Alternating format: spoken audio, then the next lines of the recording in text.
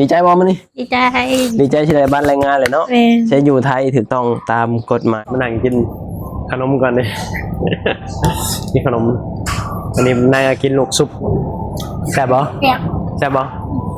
แซ่บหลายได้เวลาบัดนี้เขาไปบริษัททำบัตร MU นางวินเข้าไปครับผมวินคันหนึ่งมา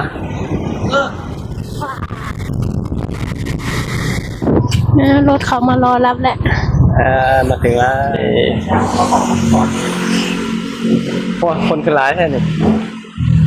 คนเขาไม่ถ่ายอันนี้บ่ไม่ต้องวุ่นวายอย่างเลยนะคะแล้วเอเทียจริงๆติดแอร์ใหม่หมดเลยทุกชั้นเลยแล้วเดี๋ยวพรุ่งนี้มีพนักงานสบายดีสวัสดีครับผมวันนี้ก็เตรียมตัวแบบว่าสิไปบริษัททำบัตร MOU เลยพี่น้องสิได้บัตรแรงงาน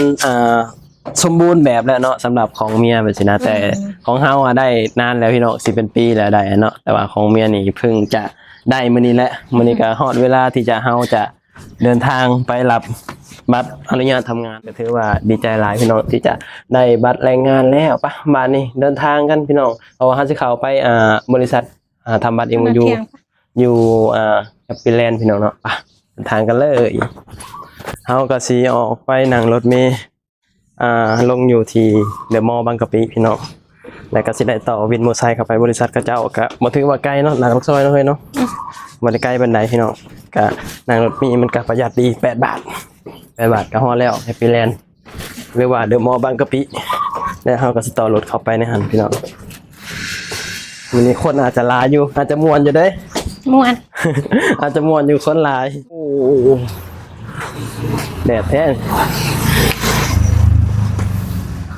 เนี่ยส่วนนี้บ่ย่านดอกอยู่บ้านยังรับนาเสือสำนี่บ่ย่านสำนี่ฮะ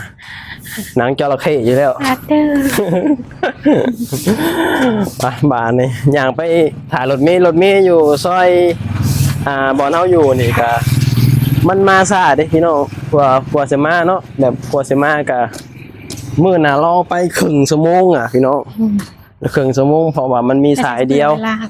แม่มันมีสายเดียวมันก็เลยซ่าแน่แบบนี้นะเพราะว่ากลัวสิวนมาแบบนี้นะมันก็เลยต้องออกไปหนังรอมื้อน่ะเกือบเป็นชั่วโมง แต่ว่าก็รอได้เนาะเพราะว่าเฮาก็สิประหยัดค่าใช้จ่ายเฮานำแบบนี้นะเฮาแต่ว่าเฮาก็ไปหันไปนี่เฮาก็เผื่อเวลานี่แบบนี้นะเผื่อรถเมล์หรือว่ารถสายทางมันแบบว่ากลัวสิมาแบบนี้นะเฮาก็ต้องเผื่อเวลานี่เพื่อความประหยัดเฮาแดดบ่พอก็ได้อยู่ก็ได้อยู่แดดแห้งนี่โบ๊ทเนาะอยู่บ้านยังดำนาได้ฉันอยู่บ้านเฮาได้บ่ได้มันก็ต้องดำเนาะแต่สนิมบ่ย่านดอกไอ้นั่งรถเมล์มันจังโหเบิดเงินหลาย8 บาทสุดสายเลยเป็นนั่งแก๊ปนั่งแท็กซี่มันเบิดเงินหลายไปหันไปนี่ก็พยายามจะนั่งรถสายทางเนาะรถเมล์รถยังว่าสิมันก็เบิดบ่หลายพี่น้องมันก็ซอยเฮาแบบประหยัดเนาะปะเดี๋ยวเฮาไปถ่าอยู่ป้ายรถเมล์พุ่นแหละรอรถเมล์มาจากข้ามถนนมาแล้วก็สิมานั่งถ่ารถเมล์แบบแดดข้างแดดเนี่ยพี่น้องแดดนี่ฮอดป้ายรถเมล์แล้วนั่งถ่ายรถเมล์ก่อนเราไปครึ่งชั่วโมงจะพอดีรถเมล์รอนานเนี่ยเพราะมันมีสายเดียวมันก็เลยรอนานนะพี่น้องรอนานก็ต้องรอนะเพราะว่าเฮาเผื่อเวลาอยู่เผื่อเวลาเป็นครึ่งชั่วโมงอยู่พี่น้องเพราะว่าข้าเจ้านานเฮาเที่ยงเนาะเที่ยงอยู่บริษัทข้าเจ้าเฮาก็เผื่อเวลาไว้อยู่เพราะว่าย่านรถเมล์มาซ่าก็เลยออกมาก่อนเวลาเนี่ยถ้าเขาบอกจอดรถเมล์มาแล้วพี่น้องมันนี่ก็ถือว่ารอบานานปานใดมันนี่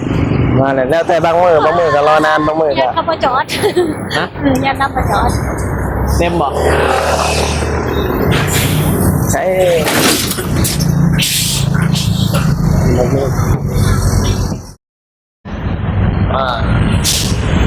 จุดหมายปลายทางเราแล้ว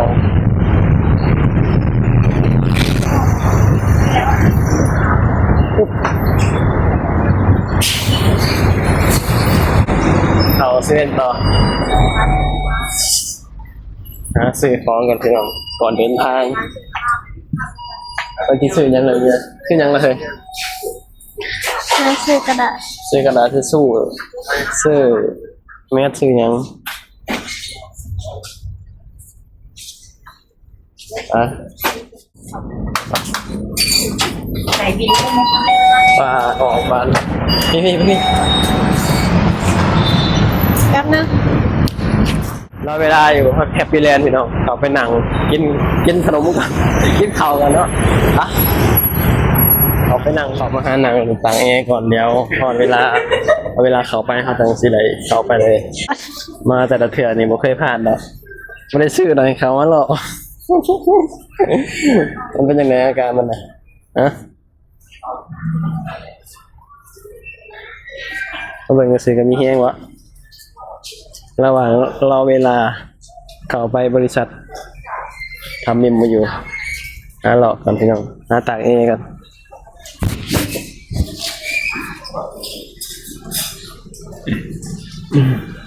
เขามีอย่างมาก ขนมมียัง ลูกชุบ ลูกชุบ กล่องละ40ค่ะรวมได้นะคะ3อย่าง ขนม รวม ไท ได้ ย หมดเลย เอาเท่าไหร่ เอา ขน นะ มมีอะไรนี่ ลูกชุบ ก็8ค่ะ จัดมานั่งกินขนมก่อนดิ นี่ขนมอันนี้นายกินลูกซุปแซ่บบ่ แก้ว แซ่บบ่แซ่บหลายอ่ะได้เวลาบัดนี้เขาไปบริษัททำบัตร MU นางวินเข้าไป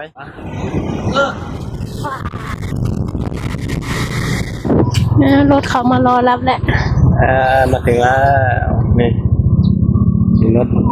ทัวร์มารอรับเลยโอเคเอาบริษัทพระเจ้าแล้ว ก็พาไปจังหวัดไหน น้องชาย ครับ แล้วก็กลับมาเลย ครับผมพอแล้วพี่น้องนี่รถมารับเลยนี่ขนาดบริษัทพระเจ้าเลย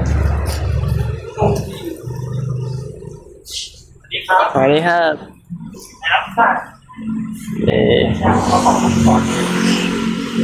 พวกคนคือร้ายแท้เนี่ยคนขับไปถ่ายอันนี้ปะอ๋อเกิดอะไรตอนข่าวเต็มนี่ ไม่ขึ้นข้อมูลนะต้องเข้าไปให้ร้อยเวรเกียรติที่ให้ ก็